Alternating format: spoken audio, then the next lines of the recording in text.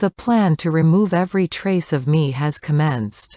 Sunday, January 26, 2014 at 3 p.m. My dearly beloved daughter, never allow the views of those with bitterness in their hearts against this work make you hesitate in my mission for souls. What does it matter if you and my beloved faithful souls, who refuse to deviate from the Word of God, are rejected? What does it matter whether or not they pour scorn upon you? Their human opinions, which negate the Word, are of no consequence in your pursuit of eternal salvation. When you glorify me and when you honor my holy word, you will be tempted by all sides to turn your backs on me. So many will reject this mission until the awful truth dawns on them, when they will witness the blasphemies, which will pour from the mouth of the false prophet.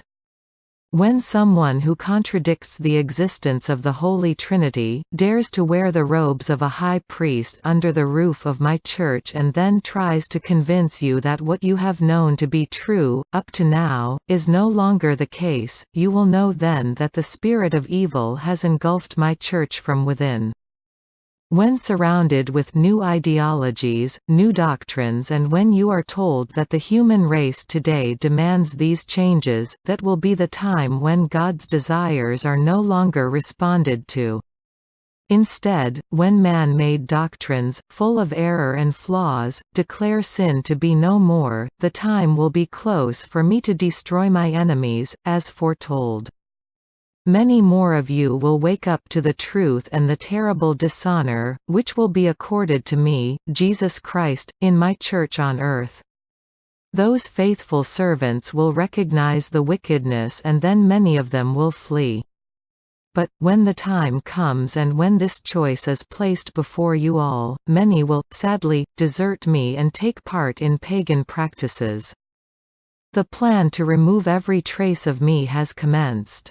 The truth of my word will be banished in your constitutions, your schools, until finally it will be denounced within my own church. Those of you who believe that this could never happen, that God would never permit these things, are mistaken. These atrocities have been permitted, in the final purification of man, before my second coming. If you do not remain alert, irrespective of how much you love me, you will be led into participating in a series of ceremonies, which will not pay homage to God. If they do not honor me, then you must ask yourselves, why is this? Why have these changes been made, and why, so suddenly? The answer is time, for there is little left. The race to win over souls on both sides will result in a fierce battle. One side will convince you to reject the Word of God in favor of vile practices, which will idolize Satan.